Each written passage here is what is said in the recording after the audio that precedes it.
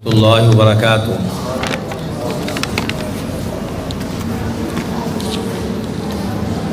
الحمد للہ رب العالمین والصلاة والسلام علی نبینا محمد وعلی آلہ وصحبہ اجمعین، اما بعد۔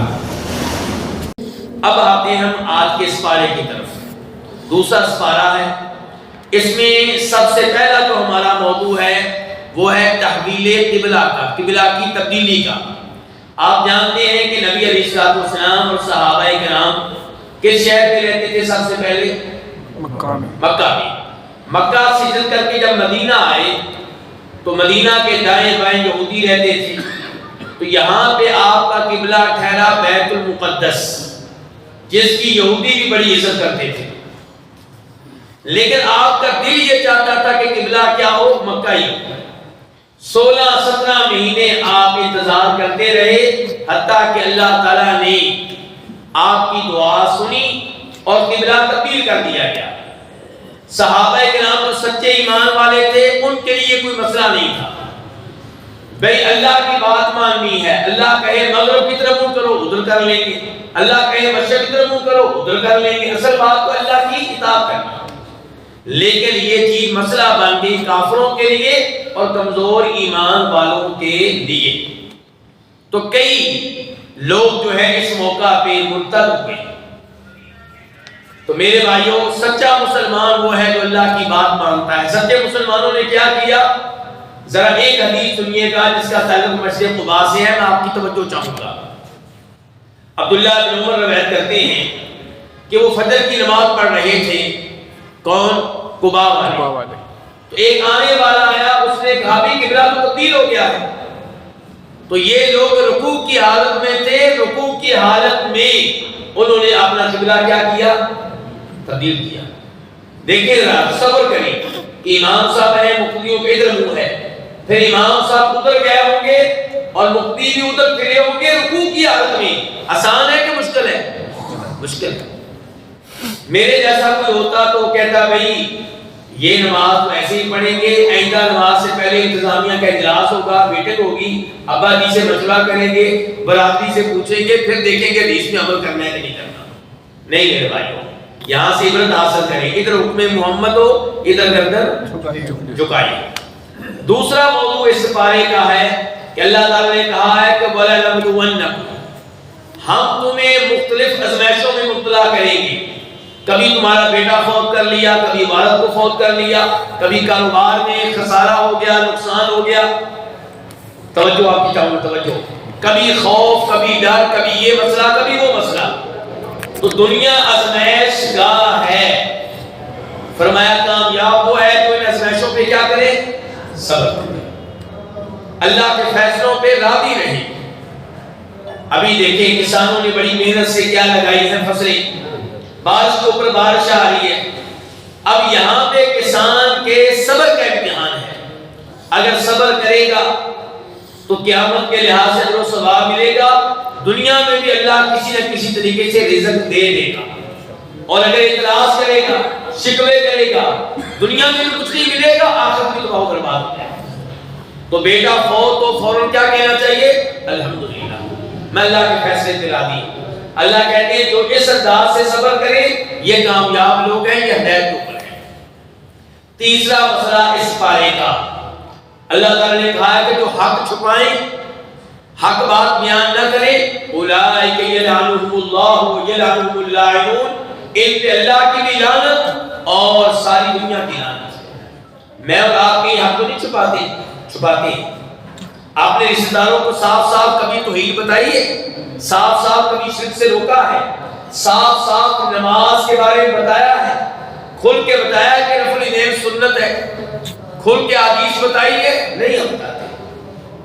تو حق بتائیے ورنہ اللہ کی لعنتیں برسیں گی میرے اوپر اور آپ کے اوپر۔ اس بارے کا چوتھا موضوع، اللہ تعالیٰ کہتے ہیں کتب علیکم القصاص فی القتلى، جب کوئی کسی کو قتل کرے تو واجب ہے کہ تم بھی قاتل کو اس کے بدلے میں قتل، اور فرمایا وَلَكُمْ فِي الْقِصَاصِ حَیَاةٌ، قاتل کو قتل کرو گے تو معاشرہ امن و امان سے رہے گا، باقی لوگ زندہ رہیں گے، اور اگر تم قتل نہیں کرو گے تو قتل و غارت زمانے میں پھیل جائے گی، فتنہ پھیل جائے گا، فساد پھیل جائے گا، کوئی بھی سکون کی زندگی گزار نہیں سکے گا۔ یہ اسلام کی خوبی ہے کہ اسلام نے ہمیں قصاص جیسا عظیم نظام دیا ہے۔ اپنے عظیم پہ فخر کریں۔ اس پارے کا ایک اور موضوع یہ ہے کہ اے ایمان والوں تم پہ روزے فرض کر دیے گئے ہیں، اور اس کے اوپر آج کتب اجماع میں تفصیل کے ساتھ گفتگو ہو چکی ہے۔ اس پارے کا ایک اور موضوع کہ جب آپ کی وائف پیریڈ میں ہو، حیض کی حالت میں ہو، تو اس سے میاں بیوی والا تعلق قائم کرنے کی اجازت نہیں ہے۔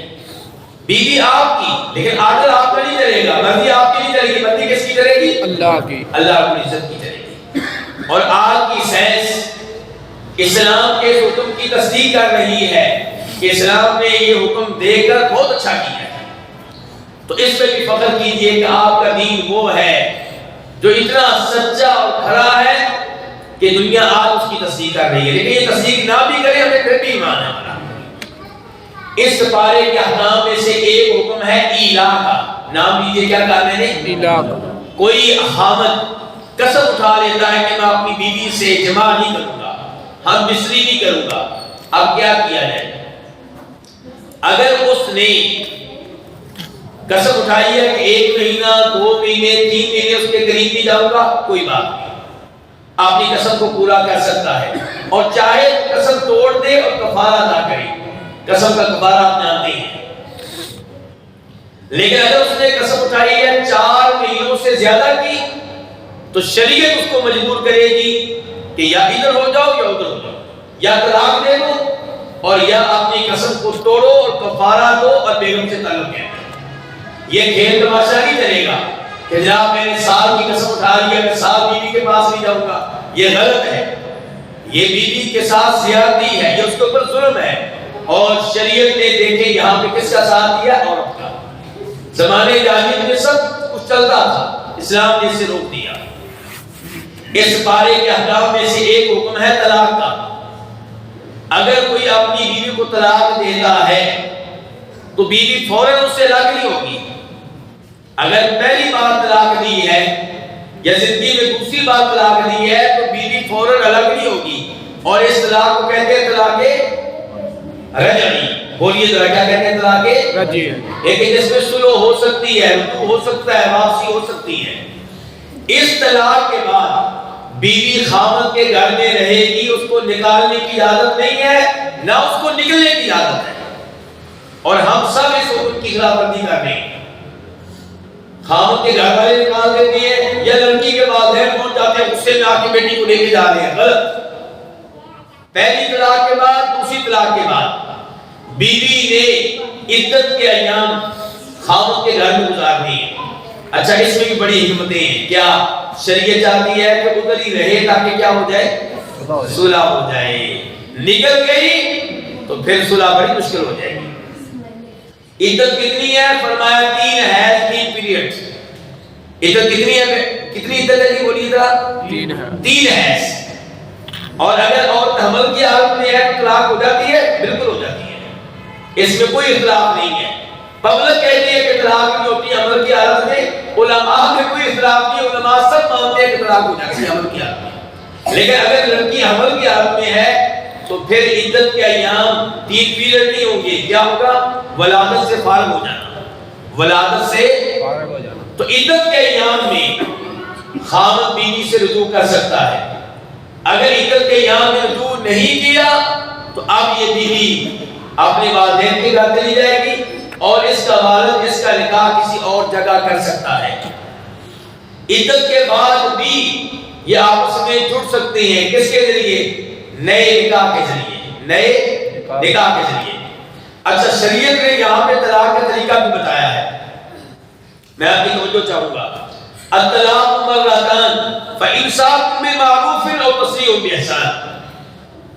ایک دفعہ طلاق دینی ہے، طلاق دینے کے بعد عدت کے ایام میں یا تو بیوی سے صلح کر لیں، رجوع کر لیں، ورنہ عدت کے ایام ختم ہو جائیں گے تو پھر آپ اس سے الگ ہو جائے، وہ اپنے گھر جا سکتی ہے۔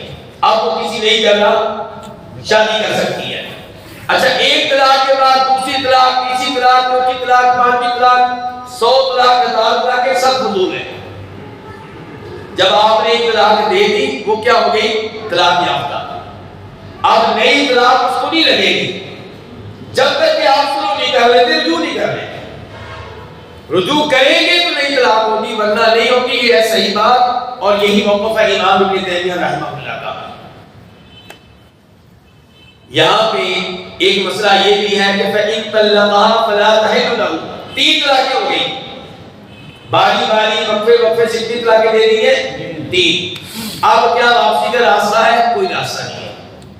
لوگوں نے ناجائز راستہ نکالا ہوا ہے جس کو کیا کہتے ہیں؟ حلالہ۔ حلالہ زنا ہے، بے حیائی ہے، بے غیرتی ہے، فحاشی ہے۔ دین اسلام غیرت والا دین ہے، حیا والا دین ہے، اس دین میں حلالے کی کوئی گنجائش نہیں ہے۔ نبی علیہ السلام فرماتے ہیں پہلا خامن جو طلاقیں دے کے حلالہ کروا رہا ہے اس پہ بھی لعنت، اور جو آخری نکاح کر کے 1 رات کے لیے، 1 ہفتے کے لیے اس کو حلال کر رہا ہے اس کے اوپر بھی لعنت۔ البتہ یہ لڑکی اگر کسی اور جگہ نکاح کرے، پکا نکاح، مستقل نکاح، لیکن اگلا خامن فوت ہو جائے، اب یہ پہلے خامن کے لیے حلال ہے۔ یا جس نئے خامن سے شادی کی ہے وہ کسی وجہ سے اس کو دے دے کیا؟ طلاق۔ پلاننگ نہیں، منصوبہ طلاق کا نہیں، نکاح پکا کیا تھا لیکن بن نہیں سکی، اس نے بھی طلاق دے دی، تو اب یہ پہلے خامن کے لیے حلال ہو سکتی ہے، ورنہ جس نے 3 طلاقیں دے دی ہیں وہ اور یہ لڑکی آپس میں اکٹھے نہیں ہو سکتے۔ اور ایسے لوگوں پہ ترس بھی دکھانا چاہیے جنہوں نے 3 طلاقیں دے دی ہیں، اب ان کو الگ ہونے کے کوئی ترس نہ کھائیں بچوں کی وجہ سے، اب ان کا الگ ہو جانا ہی بہتر ہے، اسی میں خیر ہے۔ ہو سکتا ہے یہ اکٹھے رہیں تو حضرت صاحب قتل ہو جائے گی، قتل ہونے سے بہتر ہے کہ کیا ہو جائے؟ الگ ہو جائے۔ اچھا، یہاں پہ اللہ نے خلا کا مسئلہ بھی بیان کیا ہے کہ اگر خامن طلاق نہیں دیتا لیکن لڑکی اس کے ساتھ کسی بھی شکل میں رہنے کے لیے تیار نہیں ہے، کیوں؟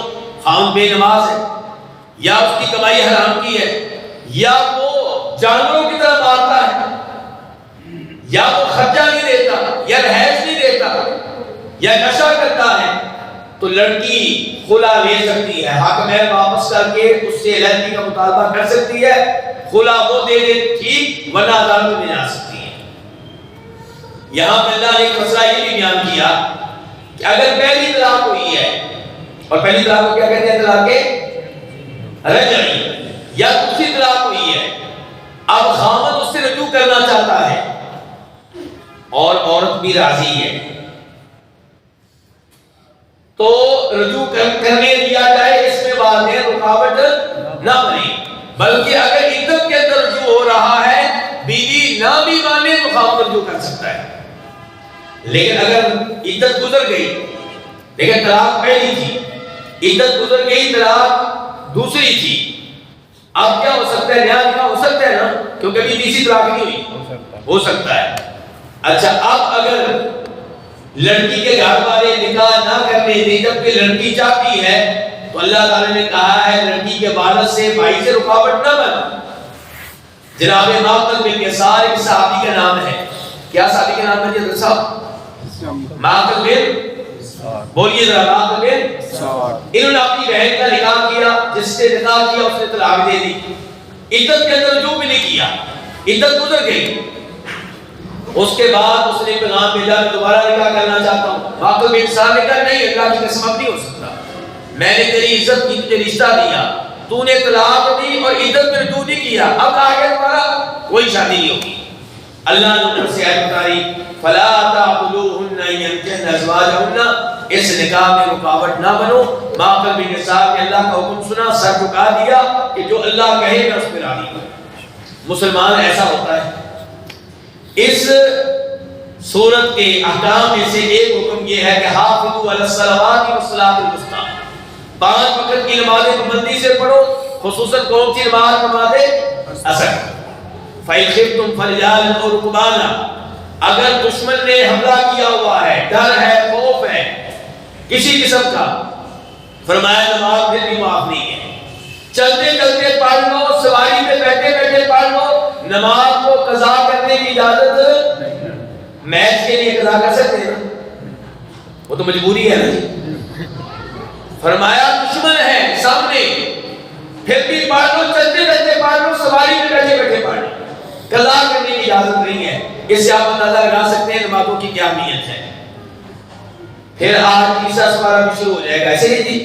تو تیسرے سپارے میں آیت الکرسی، آیت الکرسی قرآن کریم کی سب سے عظیم آیت ہے، شان کے لحاظ سے، مقام کے لحاظ سے قرآن کریم کی تمام آیتوں میں سب سے افضل آیت کون سی آیت ہے؟ رات کو سوتے ہوئے جو پڑھے گا پوری رات شیطان اس کے قریب نہیں آئے گا۔ جو ہر نماز کے بعد پڑھے گا موت آ گئی سیدھا کہاں جائے گا؟ جنت میں جائے گا۔ اس لیے اس آیت کا کیا کرے؟ اہتمام کرے۔ اس کے بعد آخری پوائنٹ یہ ہے کہ لا اکراہ فی الدین، اللہ نے کہا دین میں کوئی زبردستی نہیں ہے۔ کیوں جی؟ پھر بیٹے کو زبردستی نماز پڑھا سکتے ہیں؟ اللہ تو کہہ رہے ہیں دین میں زبردستی نہیں ہے۔ یہ مسئلے کو سمجھے دھیان سے، یعنی کہ کافر کو مسلمان بنانے کے معاملے میں کوئی زبردستی نہیں ہے، لیکن جو مسلمان ہو گیا ہے اس کے اوپر ڈنڈا استعمال کیا جائے گا اگر نماز نہیں پڑھتا، ڈنڈا استعمال کیا جائے گا اگر روزے نہیں رکھتا تو، ڈنڈا استعمال کیا جائے گا اگر زکات نہیں دیتا تو۔ لیکن ڈنڈا کون استعمال کرے گا؟ حکومت یا پھر والد یا بڑا بھائی، ہر کسی کو ڈنڈا استعمال کرنے کی اجازت نہیں ہے۔ اللہ رب العزت سے دعا ہے کہ اللہ تعالیٰ قرآن کریم کے ان احکام پہ ہم سب کو عمل کرنے کی توفیق نصیب فرمائے۔ وصلی اللہ تعالی علی نبینا محمد وعلی آلہ وصحبہ اجمعین۔